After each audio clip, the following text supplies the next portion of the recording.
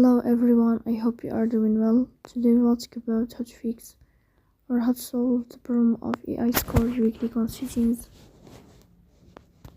In this page, we go to apps, default apps, app settings. Here we click on AI score and you will enter. Then this page of app info, we click on first stop and we click OK. Here you will enter to the window of storage. Then we click on clear cache. Here we go to Play Store. You will search about the application of AI score and you click here. As you see, if you find update, you will update your app.